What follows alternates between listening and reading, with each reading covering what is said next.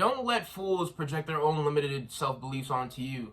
There's going to be a lot of people trying to tell you what you can achieve, what you can do, what you can't do, but don't listen to those fools. Let them be as they are. Let them be as you let the mosquitoes or the bees buzz. Just let them be. Don't pay any mind to them because they aren't important enough to actually affect your day. Is a mosquito important enough to affect your day even though it makes so much more noise? So why do you let fools affect your day?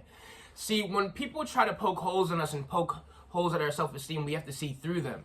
You see, everything is one in this universe, but contrary to popular toxic positivity belief, there actually are evil energy in this world. Now, from a non-dual perspective, there is no good and bad, but when you have somebody who, see, there's bad actions, evil actions, not evil people, because the non-dual there's no person in the non-dual, because a sinner can become a saint any day.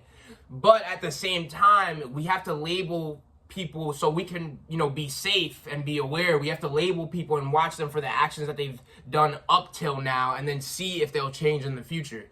But up until now, a lot of people in your life, what they'll try to do is they have limited beliefs about themselves, so they'll try to constrain you into their limited beliefs. But the self has no limits. You're God, so you have no limits. You see, there's so many people in your life who they'll doubt you. They'll try to say you can't achieve this and that. But I'm here to tell you that when you have full faith that you are God, that there's nothing that you can achieve.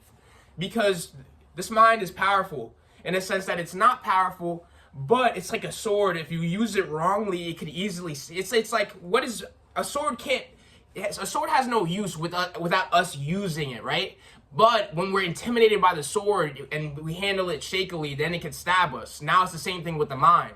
When we let the mind control us and we let the mind dictate how we feel about ourselves, then it ends up stabbing us. But when we know we are beyond the mind, now we can use this mind as a tool, and now we can only allow good thoughts on the movie screen that is this consciousness. Because a lot of people, they'll try to put bad movies on your movie screen. They'll try to give you fear about the future. They'll try to tell you, oh, if you don't do this and that, you're going to get this and that. Like a Catholic priest trying to give you fear so he can take money out your pocket. But you see, the beauty of the eternal truth is that when you surrender to the eternal truth, it takes care of you. You have nothing to fear as long as you don't have fear. You see, but when you move with fear, then you cannot move gracefully.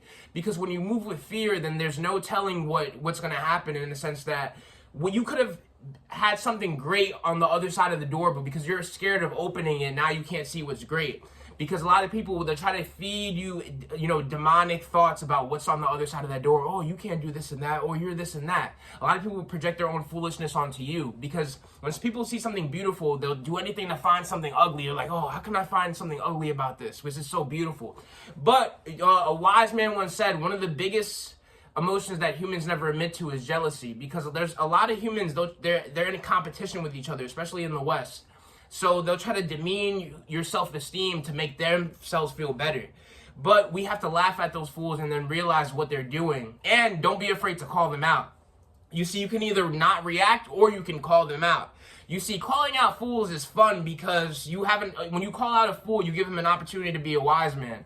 Or you cannot react, and then by your silence, he'll learn that this is all pointless, because he'll see that you're not willing to engage in this, or by willing to engage and explain why he's a fool, he either corrects his foolishness or he continues to be a fool. Or by your silence and not reaction, he'll correct his foolishness by saying like, wow, like, you'll show, because silence is the highest truth, because it is nothing, it is nowhere. So he'll try to see that all this arguing, all this evil that I'm trying to do to this person, it really leads to nowhere. Like, look, this person's calm and I'm the savage. I'm the demon trying to get into this angel skin. But, when we go beyond angel and demon, we realize that anybody can, be beyond what they've been in the past. In a sense, don't let people, some people, like, for example, right, if you've done something in the past, people will try to hold that against you, like, oh, this person did this and that, so they're this and that. But don't let people, their limited belief systems, and they feel like they can't achieve something, or they can't be something new, they can't get over their past sins, don't let them put that onto you. For example, there was a man who he either slept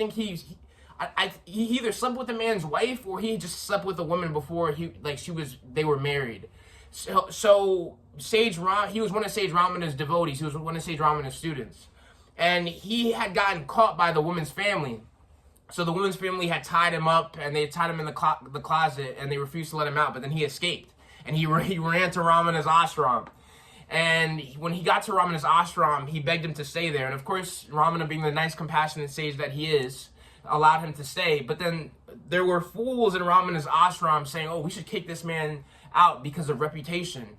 So Ramana said, "Oh, these people, they do bad stuff and they didn't get caught, but you got caught doing bad stuff, so now they want to get you kicked out." Basically, Ramana is making fun of those people, saying in a sense that you guys have demons in your closet, but this guy's demons were exposed, so now you want to paint this guy in a negative light just because his demons have been exposed. But you see, the people who are trying to hide their demons are often the biggest demons, because they're so ashamed to face that dark side of themselves, or quote unquote dark side of themselves, because they don't accept themselves, that they'll suppress it, have bad actions, and then they won't even face the guilt of like partaking in that bad action. They won't even deal with it. They won't try to correct it. They won't try to overcome that action. They'll just continue repeating the same cycle because they're so infatuated with this nice ideal image of themselves that if they make a mistake, they won't face the mistake and fix it, and they'll just keep doing bad because their egos wants to protect this nice image. Oh, I'm a nice person. But when you don't look at yourself as a nice person or a bad person, then you're willing to be fluid and open to the possibility that you made a mistake. But when you have this moral idea of yourself, then you can't be open to the idea that maybe you have acted immorally. But the beauty of also becoming God is that there's no such thing as good and bad in the absolute, because good and bad are just opinions, they're ideas. You can go on all day, you can debate, oh, this was good, this was bad. But in the end, what is the truth? Blank, naked, nothingness. Nothing is the truth, and that's why everything is the truth. Why? I'll say it again. Nothing is the truth. That's why everything is the truth. Because in a game that everything is false, it's also true. Because anything can be true in a specific moment, but it can't be true in the absolute, because things are constantly changing. Truths are constantly changing. But what always remains true, nirvana, the bliss that always remains, in which all knowledge springs out of, that's the source of all knowledge. Because when we know that we are nirvana, then we can attain any type of knowledge that we want. But when we're confined to ideas of what we think we are, or confined to ideas of what people want to put on us, then we can't achieve our true limitless selves. In order to have supreme confidence, you have to realize that anything that anybody says about you, they're projecting their own foolishness, projecting their own nonsense. People don't know you. Don't let anybody try to tell you what you are. Sage Nisargadatta says, if somebody told me I was a very good saint, it wouldn't please me. If somebody told me I was a bad saint, it wouldn't discourage me. You see, because he knows that he's beyond good and bad opinions of others, and he's beyond people having good and bad opinions of him, because people are ridiculous. I'm telling you, like, you could be the nicest person in the world. You could cure cancer, and they'll ask you why you didn't cure HIV. I'm telling you, people are like, they're nuts. Like, so you just have to be beyond people's opinions, and just have to you have to be willing. If the whole world is against you, your shoulders, your head is still held high. Because you have to be beyond the opinions of this world, because the whole world can turn against you, but you have to ask yourself this question. If the whole world turned against me, would I still be blissful? Would I still be content within thyself? And that's the beauty of being enlightened, is that, as Sage Siddharmeswar says, the sage doesn't care if the entire world is drowned. Why does the sage not care if the entire world is drowned? Because he's free. He's free of this world. He's beyond this world. He knows that he is God, and that the world comes out of him. Perspectives come out of him, but he is beyond perspectives. So he is free. He is always free. So be that which you are, which is the limitless free self of nirvana.